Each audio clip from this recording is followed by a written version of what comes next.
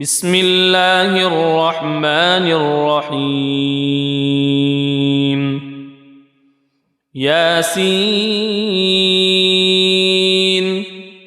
والقرآن الحكيم إنك لمن المرسلين على صراط مستقيم تنزيل العزيز الرحيم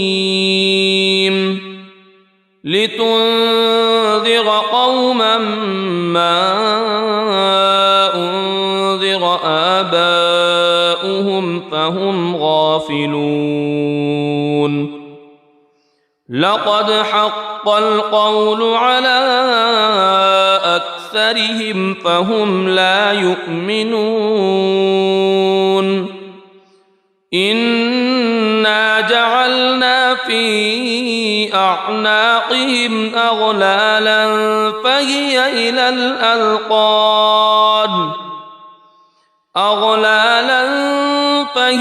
إلى الأذقان فهم مقمحون وجعلنا من بين أيديهم سدا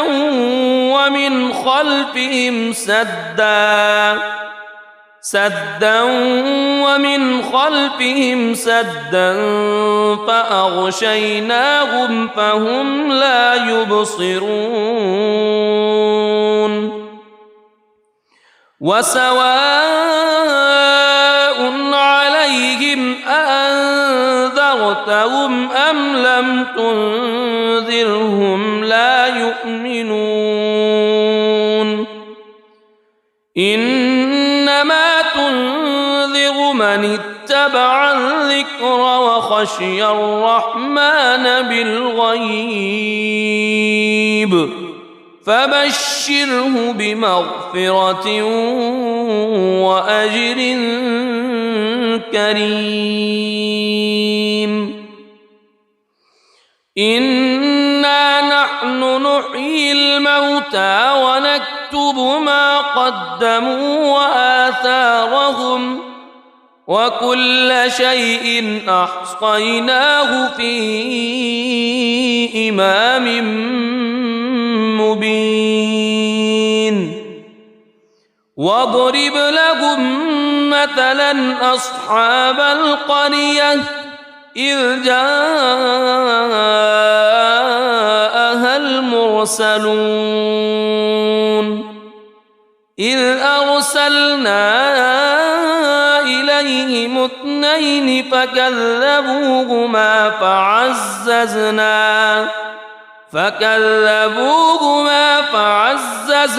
بثالث فقالوا إنا إليكم مرسلون قالوا ما أنتم إلا بشر مثلنا وما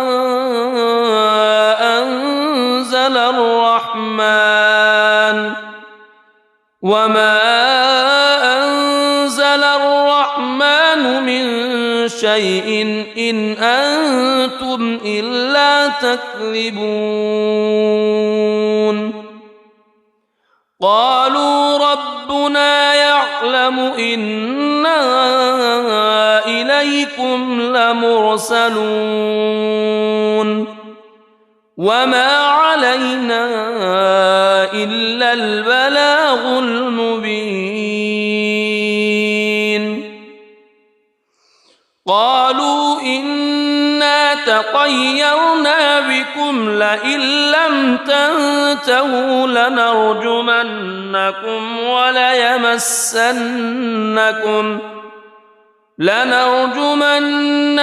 وليمسنكم منا عذاب أليم قالوا طائركم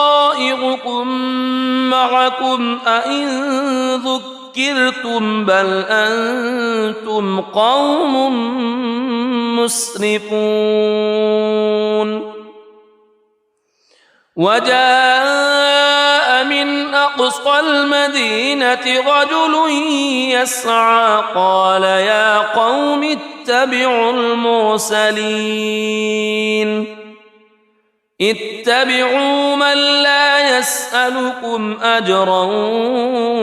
وهم مهتدون وما لي لا أعبد الذي فطرني وإليه ترجعون أأتخذ من دونه آلهة إن يردني الرحمن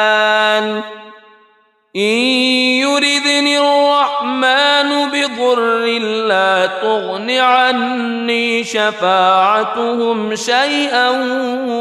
ولا ينقذون إني إذا لفي ضلال مبين إني آمنت بربكم فاسمعون قيل ادخل الجنة قال يا ليت قومي يعلمون بما غفر لي ربي وجعلني من المكرمين وما أنزلنا على قومه من بعده من جند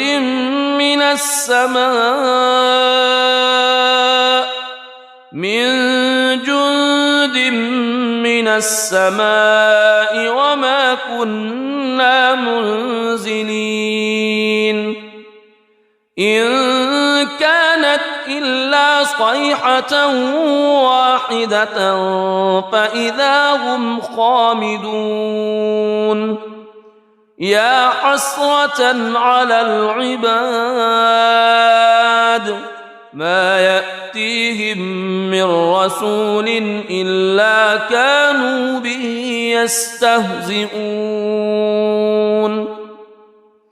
ألم يروا كم أهلكنا قبلهم من القرون أنهم إليهم لا يرجعون وإن كل لما جميع لدينا محضرون وآية لهم الأرض الميتة أحييناها وأخرجنا منها حبا فمنه يأكلون وجعلنا فيها جنات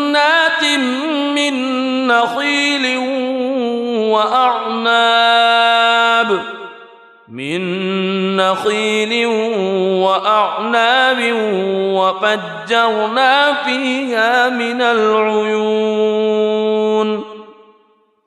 ليأكلوا من ثمره وما عملته أيديهم أفلا يشكرون سبحان الذي خلق الأزواج كلها مما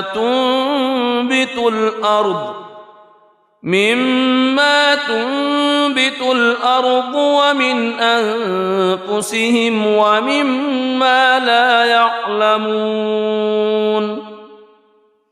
وآية لهم الليل نسلخ منه النهار فإذا هم مظلمون والشمس تجري لمستقر لها ذلك تقدير العزيز العليم والقمر قدرناه منازل حتى عاد كالعرجون القديم لا الشمس ينبغي لها أن تدرك القمر ولا الليل سابق النهار وكل في فلك يسبحون وآية لهم أنا حملنا ذريتهم في الفلك المشحون وخلقنا لهم من مثله ما يركبون وإن نشأ نغرقهم فلا صريخ لهم ولا هم ينقذون إلا رحمة منا ومتاعا إلى حين وإذا قيل لهم اتقوا ما بين أيديكم وما خلفكم لعلكم ترحمون وما تأتيهم من آية من آيات ربهم إلا كانوا عنها معرضين وإذا قيل لهم أنفقوا مما رزقكم الله قال الذين كفروا للذين آمنوا أنطعم من لو يشاء الله أطعمه إن أنتم إلا في ضلال مبين ويقولون متى هذا الوعد إن كنتم صادقين ما ينظرون إلا صيحة واحدة تأخذهم وهم يخصمون فلا يستطيعون توصية ولا إلى أهلهم يرجعون ونفخ في الصور فإذا هم من الأجداث إلى ربهم ينسلون قالوا يا ويلنا من بعثنا من مرقدنا هذا ما وعد الرحمن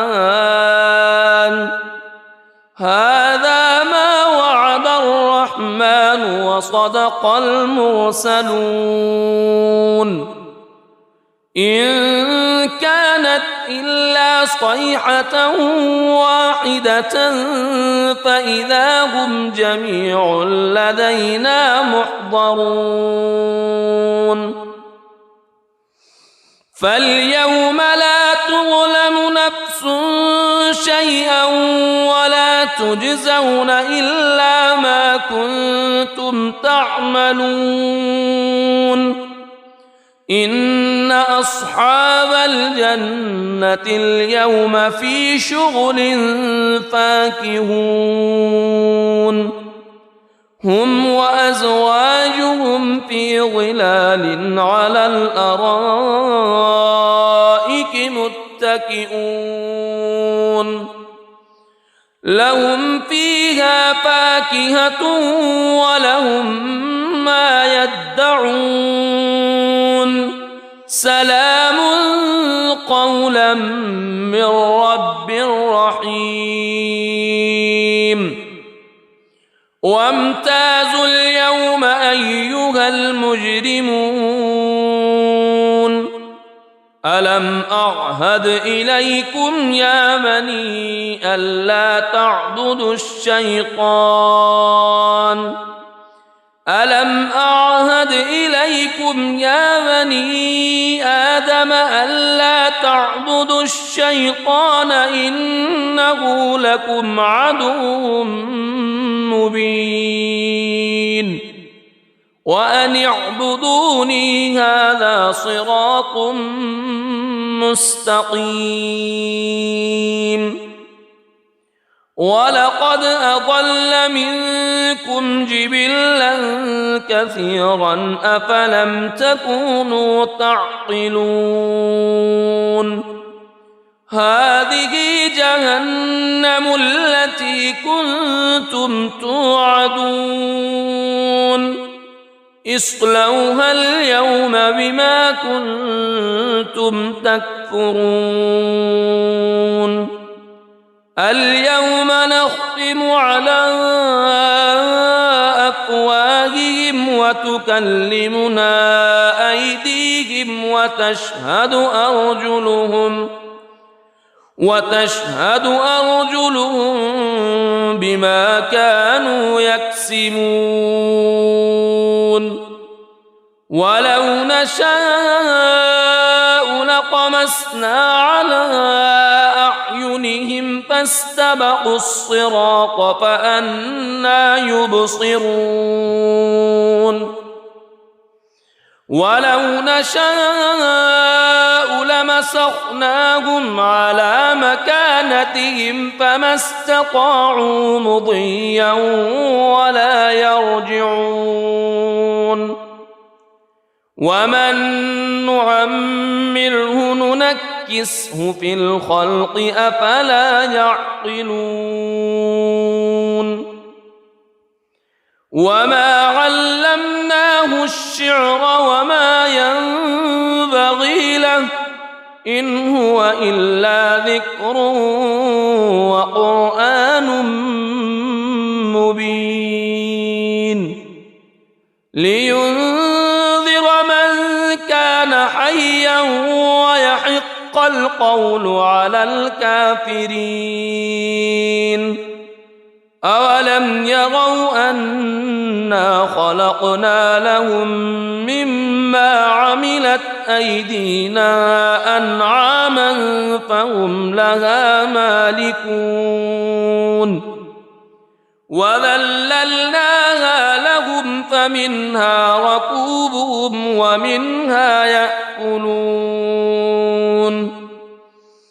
ولهم فيها منافع ومشارب أفلا يشكرون واتخذوا من دون الله آلهة لعلهم ينصرون لا يستطيعون نصرهم وهم لهم جند محضرون فلا يحزنك قولهم إنا نعلم ما يسرون وما يعلنون أولم ير الإنسان أنا خلقناه من نطفة فإذا هو خصيم مبين وضرب لنا مثلا ونسي خلقه قال من يحيي العظام وهي رميم قل يحييها الذي أنشأها أول مرة وهو بكل خلق عليم الذي جعل لكم من الشجر الأخضر نارا فإذا أنتم منه توقدون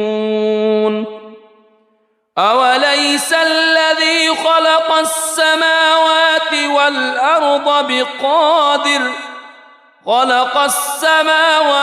والأرض بقادر على أن يخلق مثلهم بلى وهو الخلاق العليم إنما أمره إذا أراد شيئا أن يقول له كن فيكون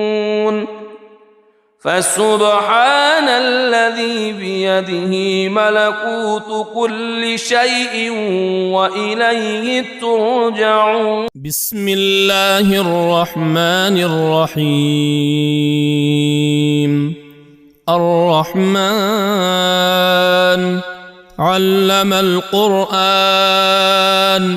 خلق الإنسان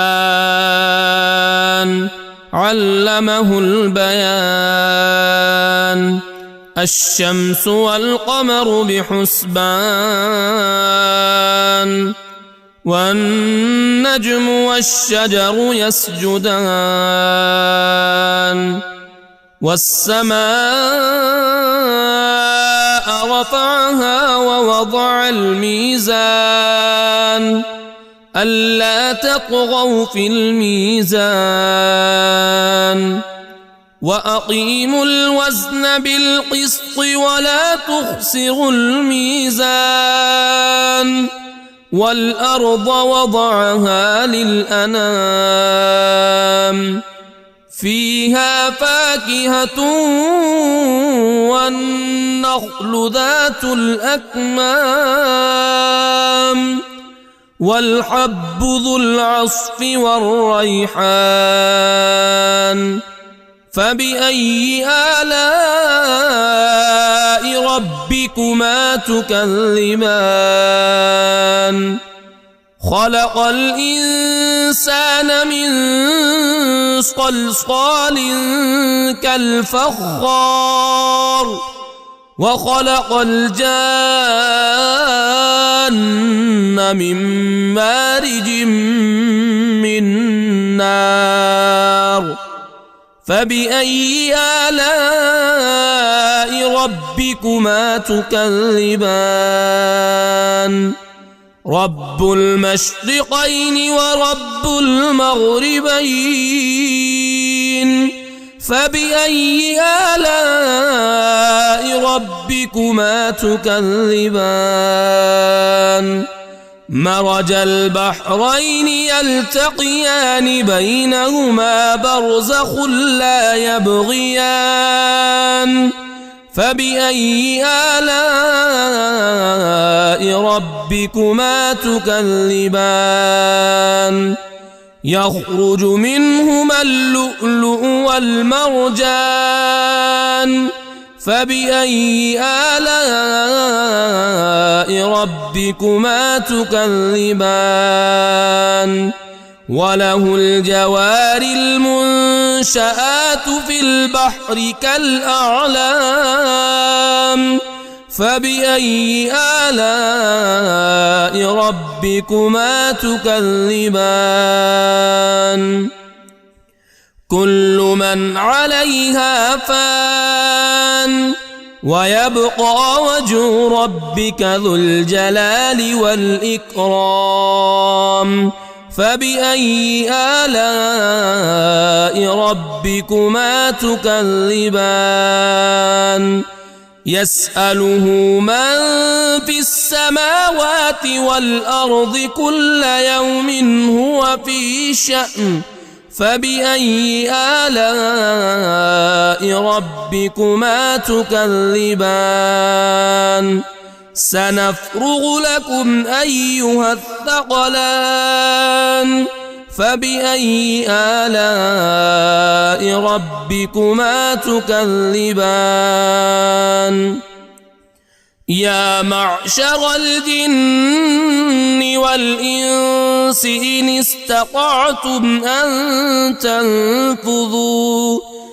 إن استطعتم أن تنفذوا من أقطار السماوات والأرض فانفذوا لا تنفذون إلا بسلطان فبأي آلاء ربكما تكذبان يرسل عليكما شواظ من نار ونحاس فلا تنتصران فبأي آلاء ربكما تكذبان فإذا انشقت السماء فكانت وردة كالدهان فبأي آلاء ربكما تكذبان فيومئذ لا يسأل عن ذنبه إنس ولا جان فبأي آلاء ربكما تكذبان يعرف المجرمون بسيماهم فيؤخذ بالنواصي والأقدام فبأي آلاء ربكما تكذبان هذه جهنم التي يكذب بها المجرمون يطوفون بينها وبين حميم آن فبأي آلاء ربكما تكذبان ولمن خاف مقام ربه جنتان فبأي آلاء ربكما تكذبان ذواتا أفنان فبأي آلاء ربكما تكذبان فيهما عينان تجريان فبأي آلاء ربكما تكذبان فيهما من كل فاكهة زوجان فبأي آلاء ربكما تكذبان متكئين على فرش بطائنها من استبرق وجنى الجنتين دان فبأي آلاء ربكما تكذبان فيهن قاصرات الطرف لم يطمثهن إنس قبلهم ولا جان فبأي آلاء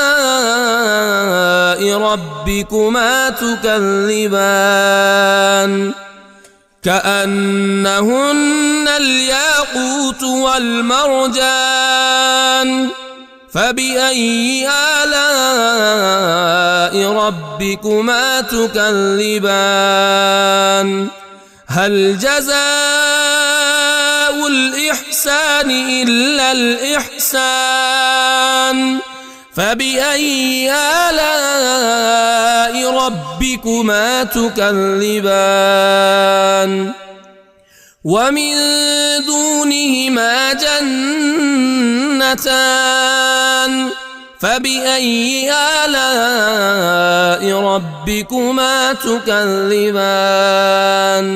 مدهامتان فبأي آلاء ربكما تكذبان فيهما عينان نضاختان فبأي آلاء ربكما تكذبان فيهما فاكهة ونخل ورمان فبأي آلاء ربكما تكذبان فيهن خيرات حسان فبأي آلاء ربكما تكذبان حور مقصورات في الخيام فبأي آلاء ربكما تكذبان لم يطمثهن إنس قبلهم ولا جان فبأي آلاء ربكما تكذبان متكئين على رفرف خضر وعبقري حسان فبأي آلاء ربكما تكذبان تبارك اسم ربك ذي الجلال والإكرام بسم الله الرحمن الرحيم ياسين والقرآن الحكيم إنك لمن المرسلين على صراط مستقيم تنزيل العزيز الرحيم لتنذر قوما ما أنذر آباؤهم فهم غافلون لقد حق القول على أكثرهم فهم لا يؤمنون إنا جعلنا في أعناقهم أغلالا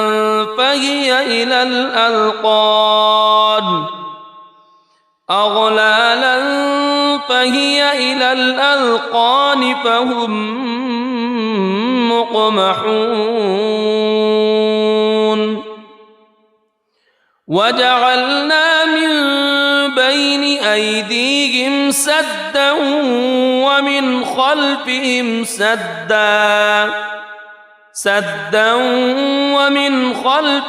سدا فأغشيناهم فهم لا يبصرون وسواء عليهم أأنذرتهم أم لم تنذرهم لا يؤمنون إنما تنذر من اتبع الذكر وخشي الرحمن بالغيب فبشره بمغفرة وأجر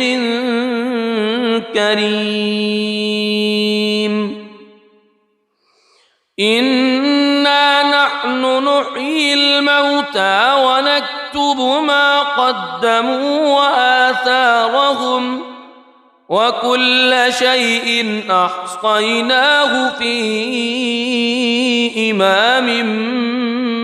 مبين واضرب لهم مثلا أصحاب القرية إذ جاءها المرسلون إذ أرسلنا إليهم اثنين فكذبوهما فعززنا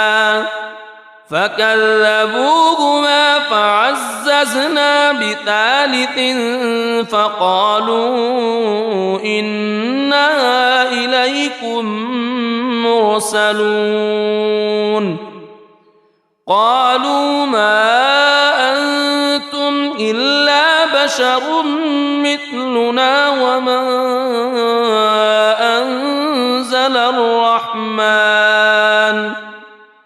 وما أنزل الرحمن من شيء إن أنتم إلا تكذبون قالوا ربنا يعلم إنا إليكم لمرسلون وما علينا إلا البلاغ المبين قالوا إنا تطيرنا بكم لئن لم تنتهوا لنرجمنكم وليمسنكم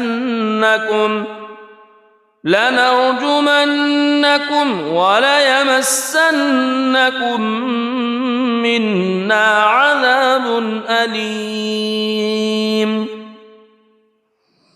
قالوا طائركم معكم أئن ذكرتم بل أنتم قوم مسرفون وجاء من أقصى المدينة رجل يسعى قال يا قوم اتبعوا المرسلين اتبعوا من لا يسألكم أجرا وهم مهتدون وما لي لا أعبد الذي فطرني وإليه ترجعون أأتخذ من دونه آلهة إن يردني الرحمن بضر لا تغن عني شفاعتهم شيئا ولا ينقذون إني إذا لفي ضلال مبين إني آمنت بربكم فاسمعون قيل ادخل الجنة قال يا ليت قومي يعلمون بما غفر لي ربي وجعلني من المكرمين وما أنزلنا على قومه من بعده من جند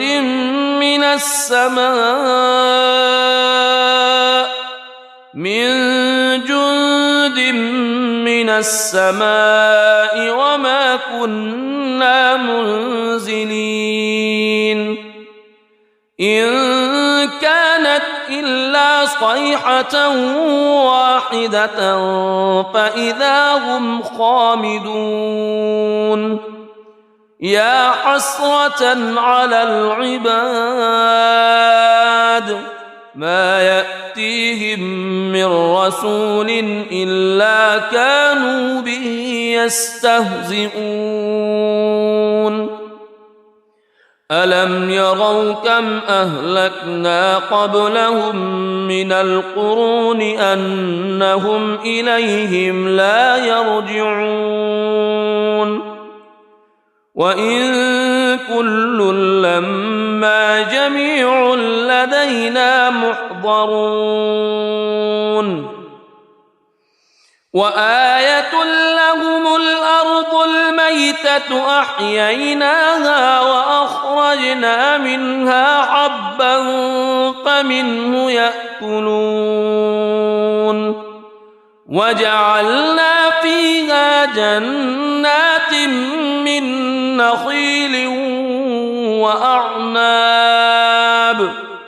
من نخيل وأعناب وفجرنا فيها من العيون ليأكلوا من ثمره وما عملته أيديهم أفلا يشكرون سبحان الذي خلق الأزواج كلها مما تنبت الأرض ومن أنفسهم ومما لا يعلمون وآية لهم الليل نسلخ منه النهار فإذا هم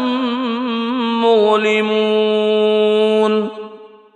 والشمس تجري لمستقر لها ذلك تقدير العزيز العليم والقمر قدرناه منازل حتى عاد كالعرجون القديم لا الشمس ينبغي لها أن تدرك القمر ولا الليل سابق النهار وكل في فلك يسبحون وآية لهم أنا حملنا ذريتهم في الفلك المشحون وخلقنا لهم من مثله ما يركبون وإن نشأ نغرقهم فلا صريخ لهم ولا هم ينقذون إلا رحمة منا ومتاعا إلى حين وإذا قيل لهم اتقوا ما بين أيديكم وما خلفكم لعلكم ترحمون وما تأتيهم من آية من آيات ربهم إلا كانوا عنها معرضين وإذا قيل لهم أنفقوا مما رزقكم الله قال الذين كفروا للذين آمنوا أنطعم من لو يشاء الله أطعمه إن أنتم إلا في ضلال مبين ويقولون متى هذا الوعد إن كنتم صادقين ما ينظرون إلا صيحة واحدة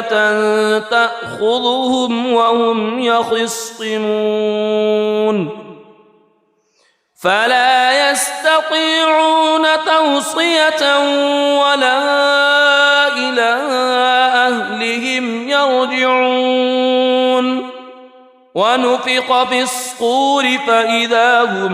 من الأجداث إلى ربهم ينسلون قالوا يا ويلنا من بعثنا من مرقدنا هذا ما وعد الرحمن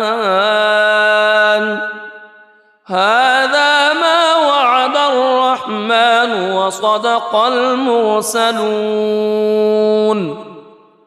إن كانت إلا صيحة واحدة فإذا هم جميع لدينا محضرون فاليوم لا تظلم نفس شيئا ولا تجزون إلا ما كنتم تعملون إن أصحاب الجنة اليوم في شغل فاكهون هم وأزواجهم في ظلال على الأرائك متكئون لهم فيها فاكهة ولهم ما يدعون سلام قولا من رب رحيم وامتازوا اليوم أيها المجرمون ألم أعهد إليكم يا بني ألا تعبدوا الشيطان ألم أعهد إليكم يا بني آدم ألا تعبدوا الشيطان إنه لكم عدو مبين وأن اعبدوني هذا صراط مستقيم ولقد أضل منكم جبلا كثيرا أفلم تكونوا تعقلون هذه جهنم التي كنتم توعدون اصلوها اليوم بما كنتم تكفرون اليوم نختم على أفواههم وتكلمنا أيديهم وتشهد أرجلهم بما كانوا يكسبون ولو نشاء لطمسنا على أعينهم فاستبقوا الصراط فأنى يبصرون ولو نشاء لمسخناهم على مكانتهم فما استطاعوا مضيا ولا يرجعون ومن نعمره ننكسه في الخلق أفلا يعقلون وما علمناه الشعر وما ينبغي له إن هو إلا ذكر وقرآن مبين لينذر من كان حيا ويحق القول على الكافرين أولم يروا أنا خلقنا لهم مما عملت أيدينا أنعاما فهم لها مالكون وذللناها لهم فمنها ركوبهم ومنها يأكلون ولهم فيها منافع ومشارب أفلا يشكرون واتخذوا من دون الله آلهة لعلهم ينصرون لا يستطيعون نصرهم وهم لهم جند محضرون فلا يحزنك قولهم إنا نعلم ما يسرون وما يعلنون أولم ير الإنسان أنا خلقناه من نطفة فإذا هو خصيم مبين وضرب لنا مثلا ونسي خلقه قال من يحيي العظام وهي رميم قل يحييها الذي أنشأها أول مرة وهو بكل خلق عليم الذي جعل لكم من الشجر الأخضر نارا فإذا أنتم منه توقدون أوليس الذي خلق السماوات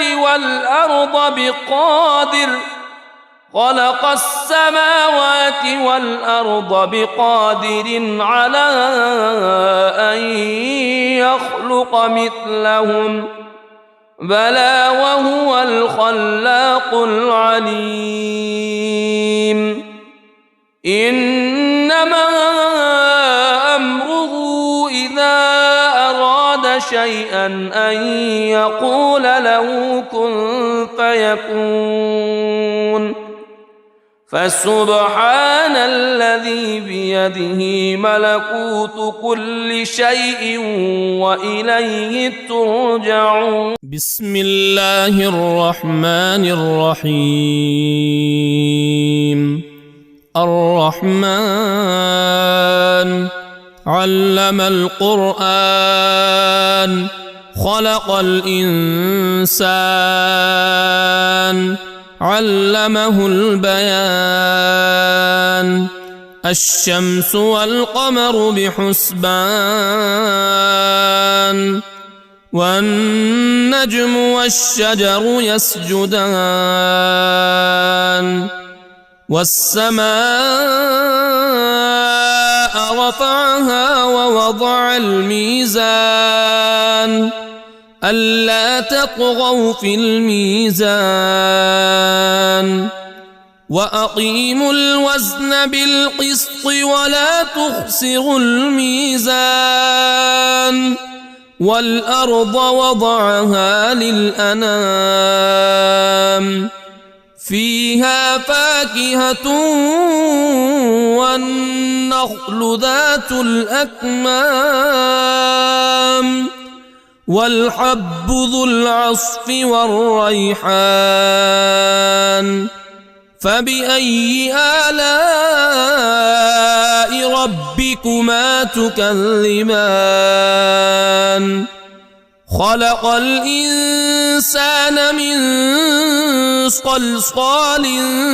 كالفخار وخلق الجان من مارج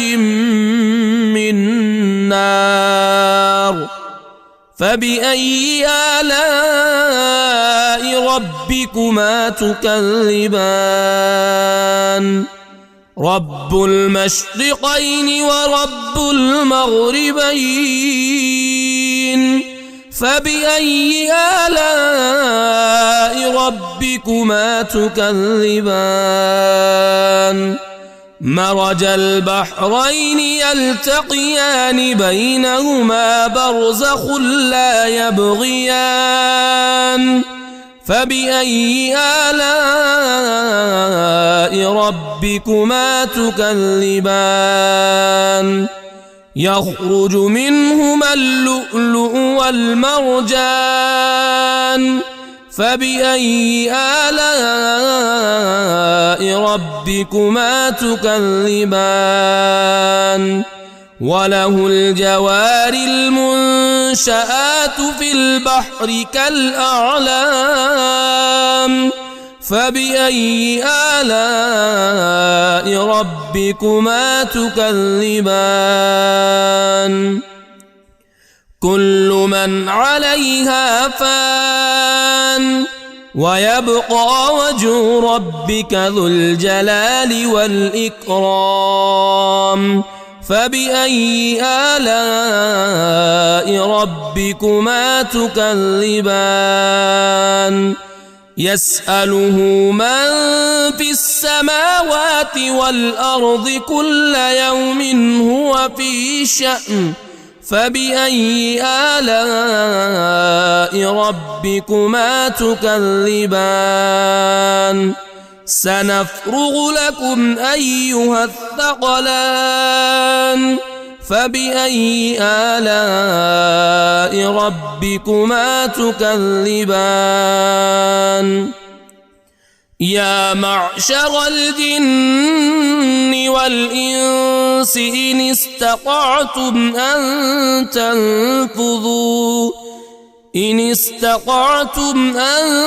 تنفذوا من أقطار السماوات والأرض فانفذوا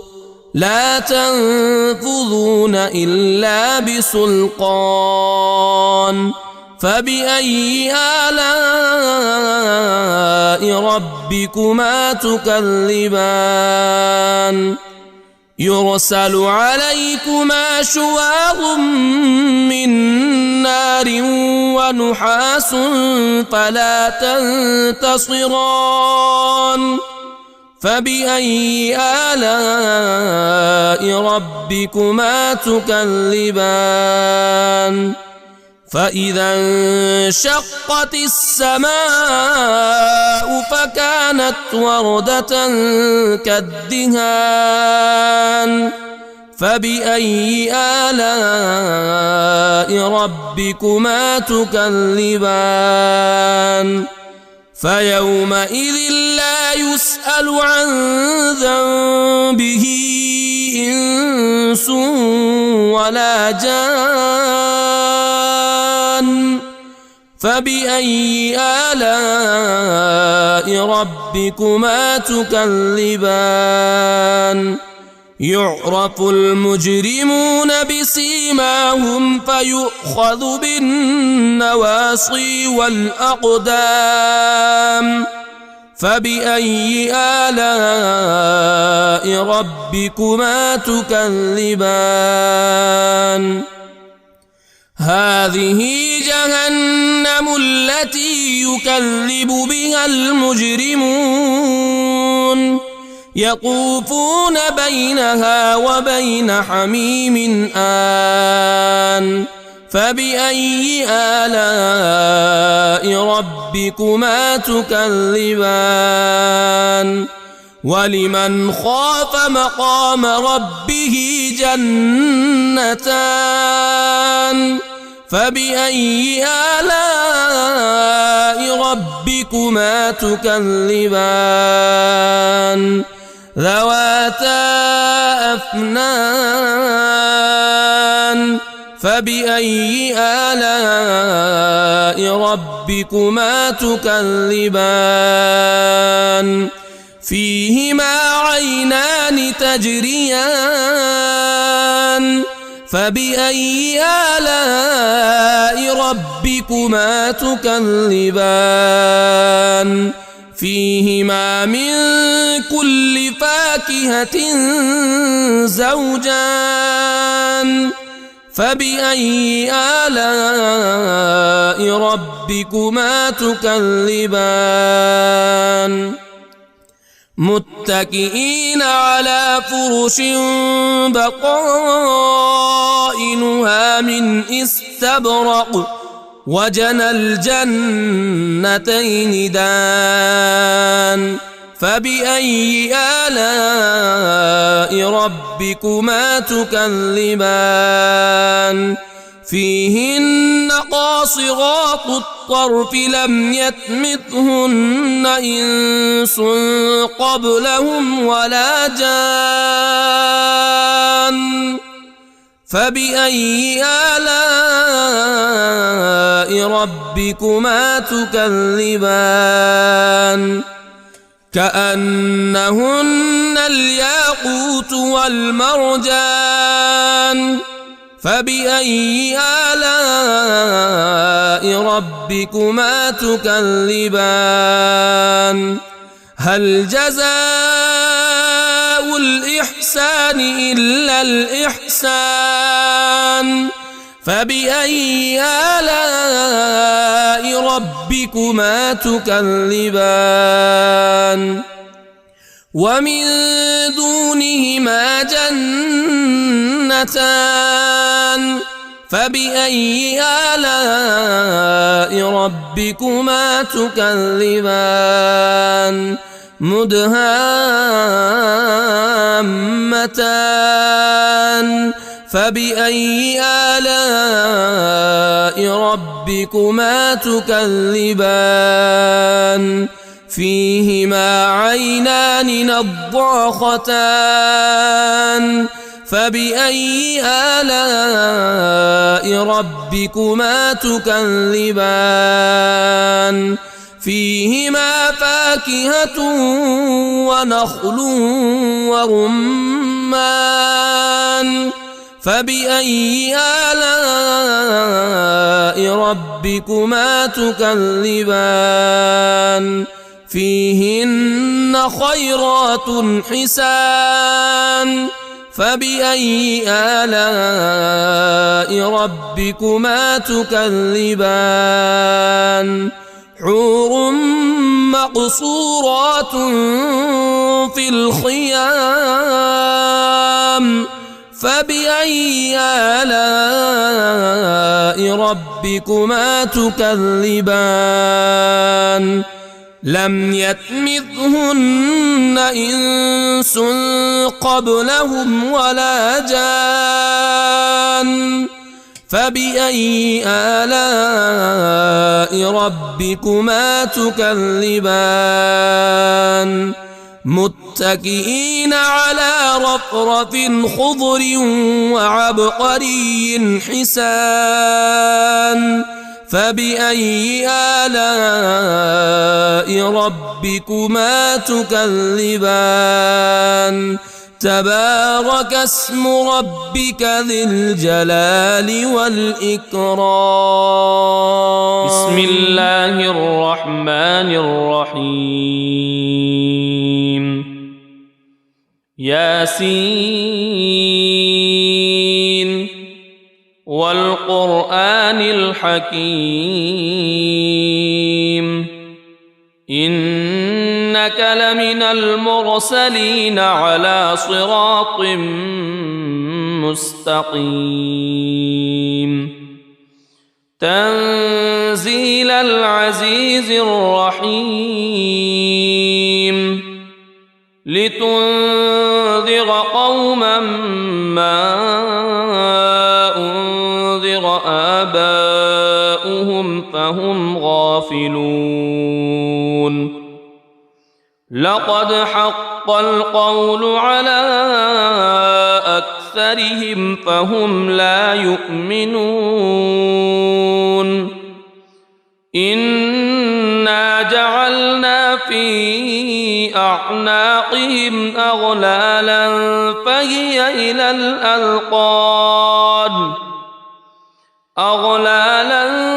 فهي إلى الأذقان فهم مقمحون وجعلنا من بين أيديهم سدا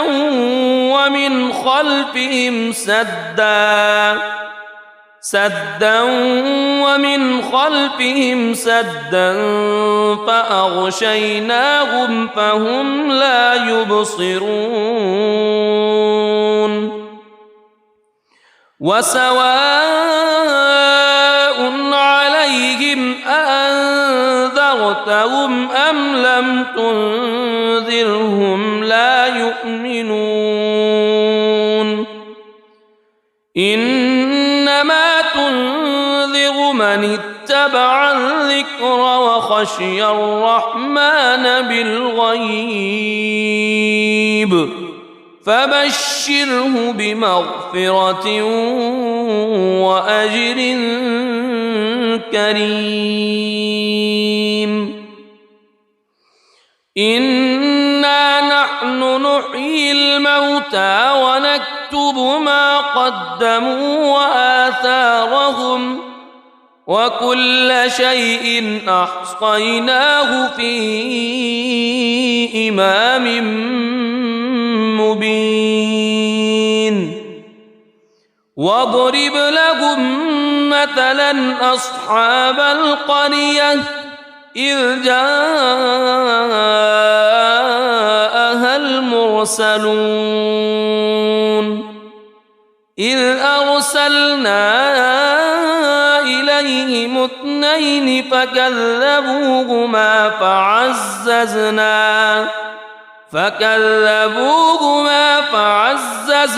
بثالث فقالوا إنا إليكم مرسلون قالوا ما أنتم إلا بشر مثلنا وما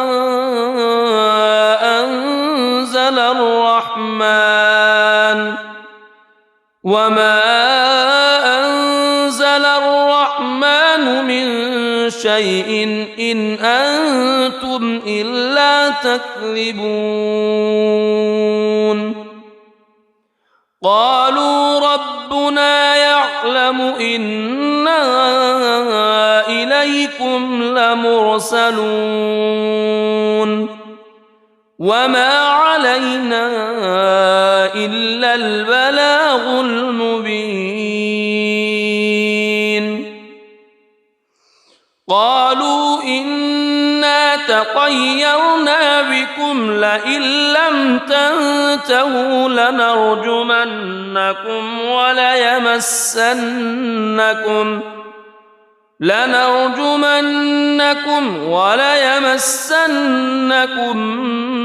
منا عذاب أليم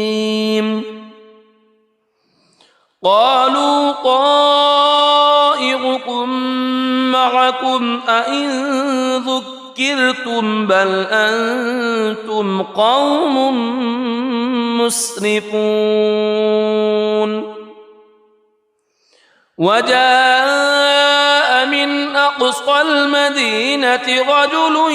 يسعى قال يا قوم اتبعوا اتبعوا من لا يسألكم أجرا وهم مهتدون وما لي لا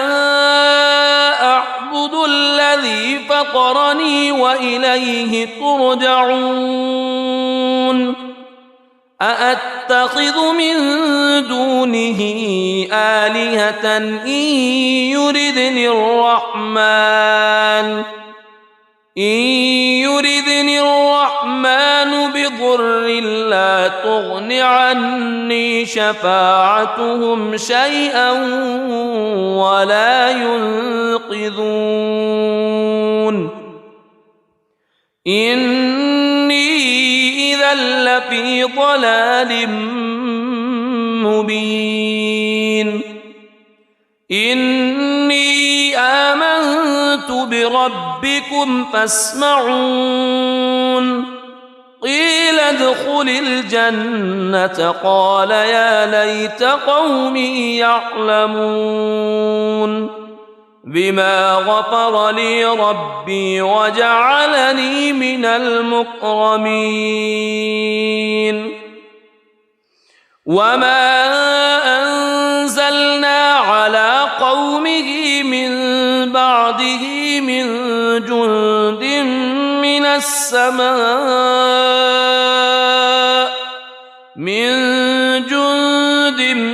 من السماء وما كنا منزلين إن كانت إلا صيحة واحدة فإذا هم خامدون يا حسرة على العباد ما يأتيهم من رسول إلا كانوا به يستهزئون ألم يروا كم أهلكنا قبلهم من القرون أنهم إليهم لا يرجعون وإن كل لما جميع لدينا محضرون وآية لهم الأرض الميتة أحييناها وأخرجنا منها حبا فمنه يأكلون وجعلنا فيها جنات من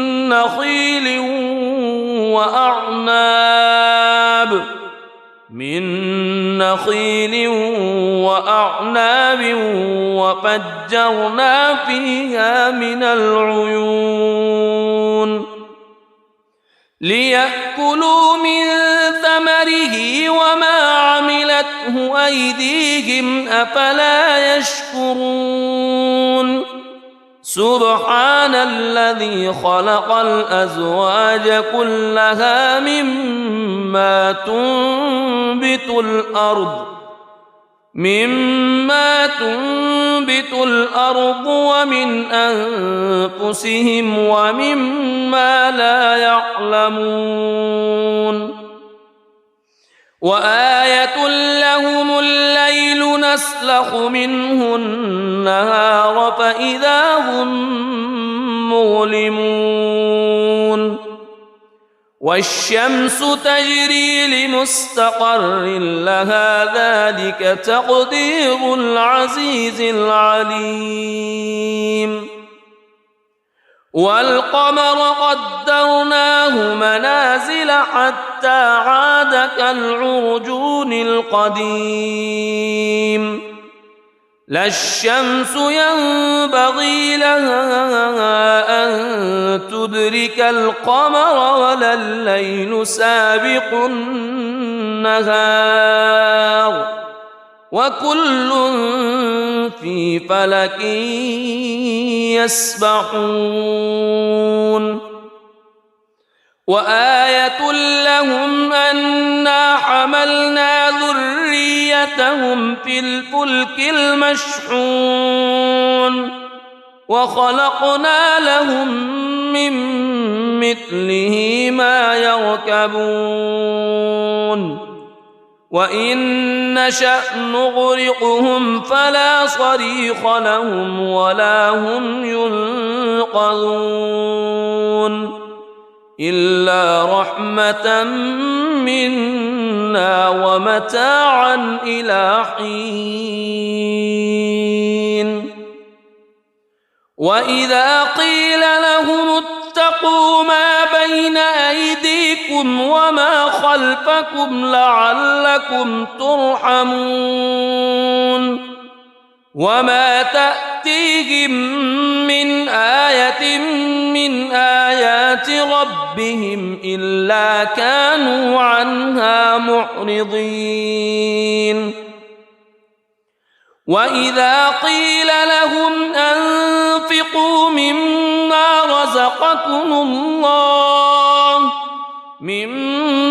رزقكم الله قال الذين كفروا للذين آمنوا أنطعم من لو يشاء الله أطعمه إن أنتم إلا في ضلال مبين ويقولون متى هذا الوعد إن كنتم صادقين ما ينظرون إلا صيحة واحدة تأخذهم وهم يخصمون فلا يستطيعون توصية ولا إلى أهلهم يرجعون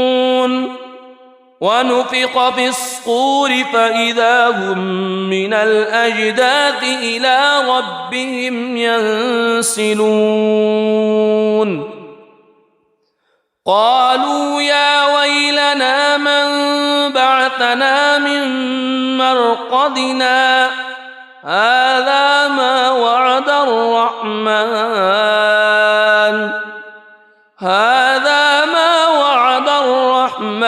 وصدق المرسلون إن كانت إلا صيحة واحدة فإذا هم جميع لدينا محضرون فاليوم لا تظلم نفس شيئا ولا تجزون إلا ما كنتم تعملون إن أصحاب الجنة اليوم في شغل فاكهون هم وأزواجهم في ظلال على الأرائك متكئون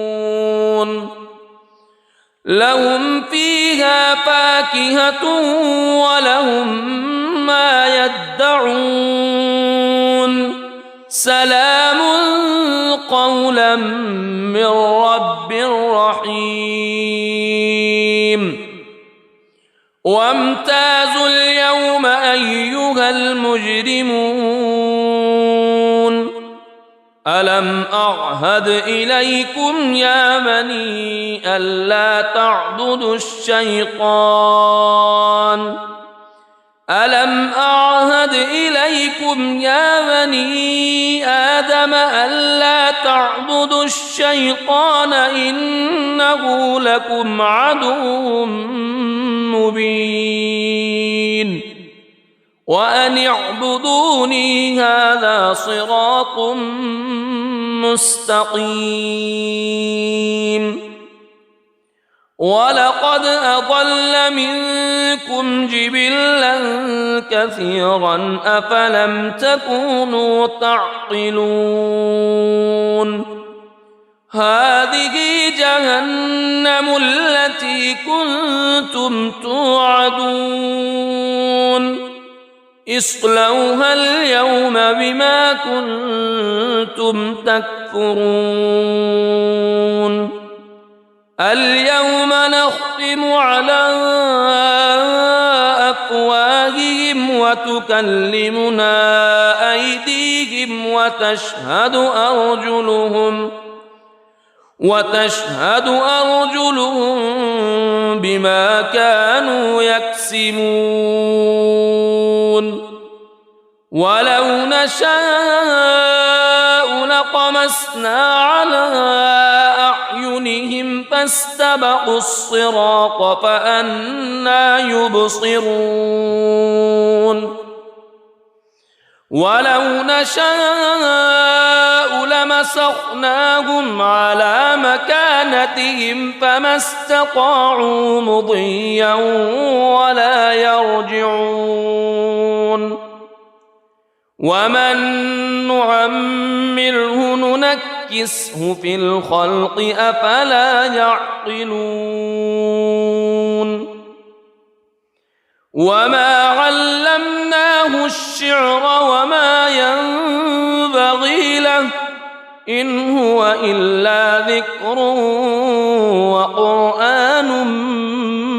مبين لينذر من كان حيا ويحق القول على الكافرين أولم يروا أنا خلقنا لهم مما عملت أيدينا أنعاما فهم لها مالكون وذللناها لهم فمنها ركوبهم ومنها يأكلون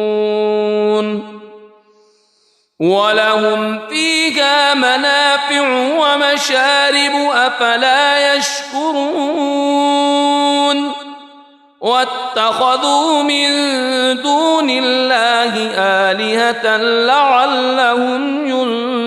ينصرون لا يستطيعون نصرهم وهم لهم جند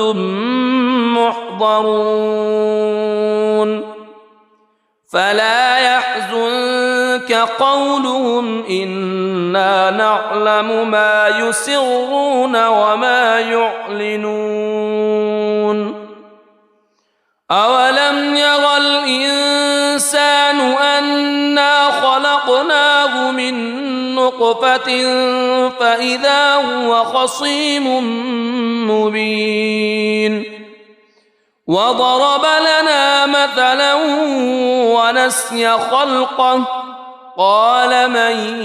يحيي العظام وهي رميم قل يحييها الذي أنشأها أول مرة وهو بكل خلق عليم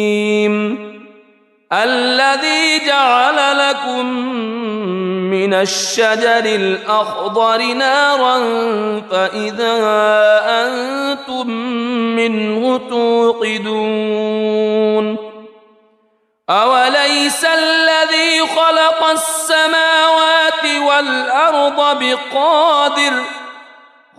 السماوات والأرض بقادر على أن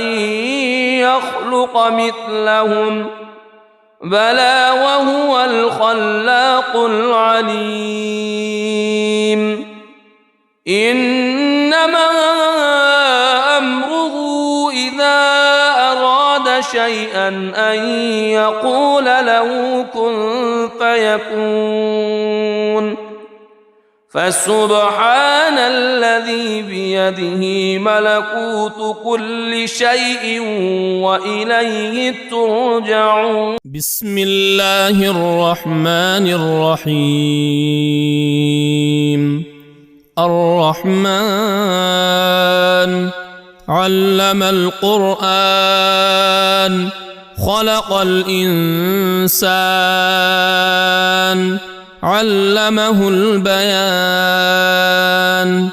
الشمس والقمر بحسبان والنجم والشجر يسجدان والسماء رفعها ووضع الميزان ألا تطغوا في الميزان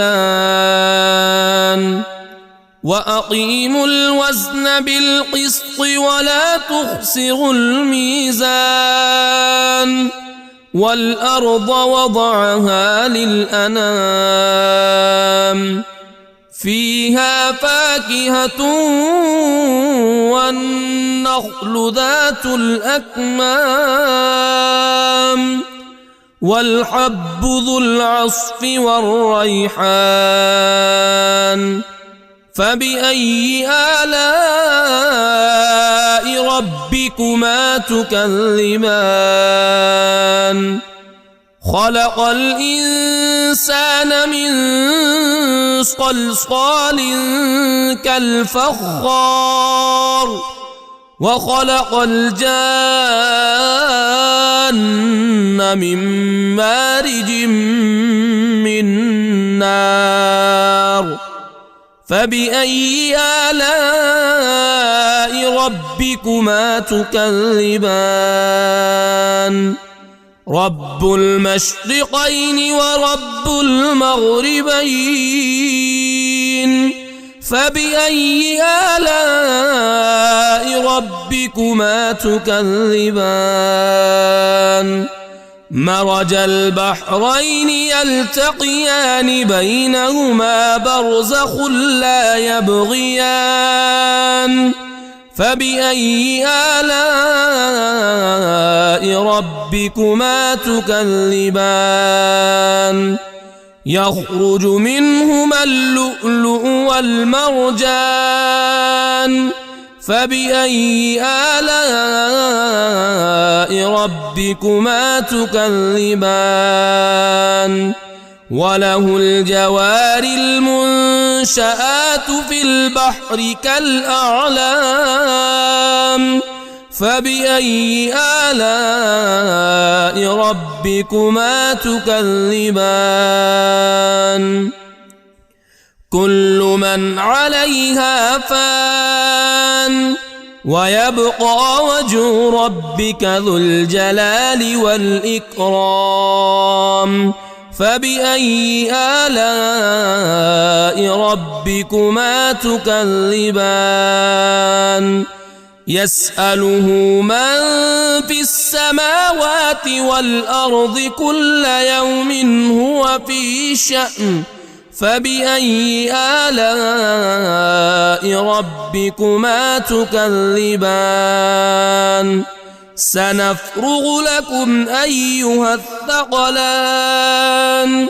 فبأي آلاء ربكما تكذبان يا معشر الجن والإنس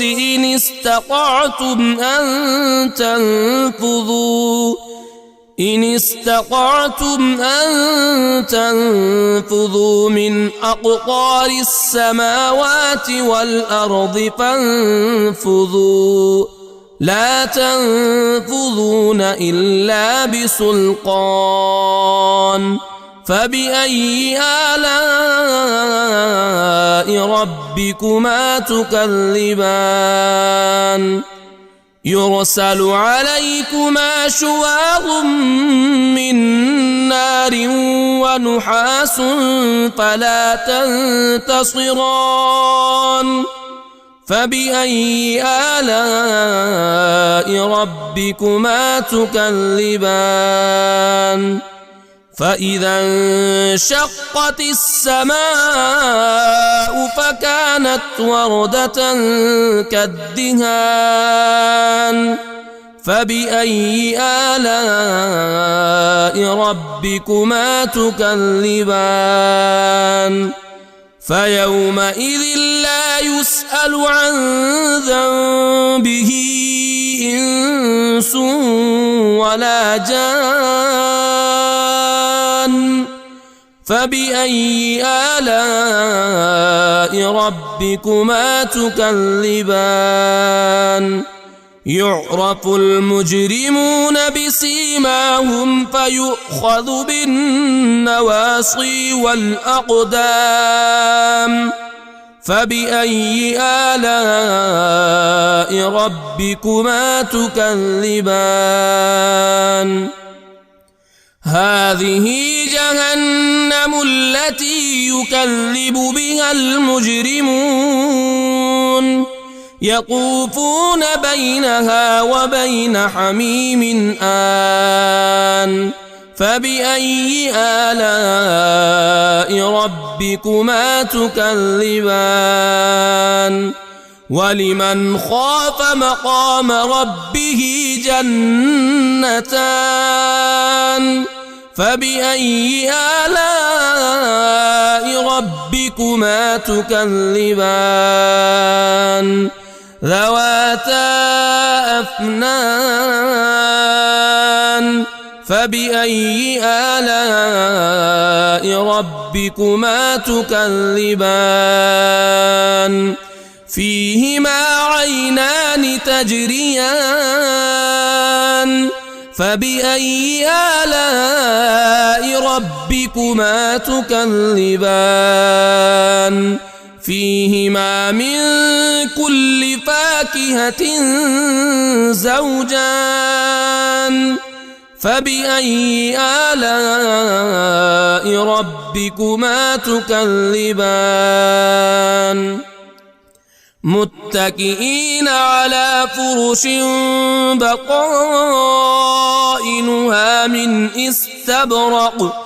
وجنى الجنتين دان فبأي آلاء ربكما تكذبان فيهن قاصرات الطرف لم يطمثهن إنس قبلهم ولا جان فبأي آلاء ربكما تكذبان كأنهن الياقوت والمرجان فبأي آلاء ربكما تكذبان هل جزاء الإحسان إلا الإحسان فبأي آلاء ربكما تكذبان ومن دونهما جنتان فبأي آلاء ربكما تكذبان مدهامتان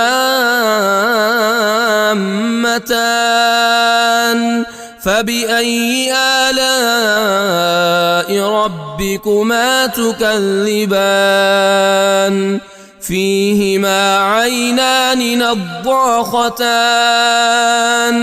فبأي آلاء ربكما تكذبان فيهما فاكهة ونخل ورمان ورمان فبأي آلاء ربكما تكذبان فيهن خيرات حسان فبأي آلاء ربكما تكذبان حور مقصورات في الخيام فبأي آلاء ربكما تكذبان لم يطمثهن إنس قبلهم ولا جان فبأي آلاء ربكما تكذبان متكئين على رفرف خضر وعبقري حسان فبأي آلاء ربكما تكذبان تبارك اسم ربك ذي الجلال والإكرام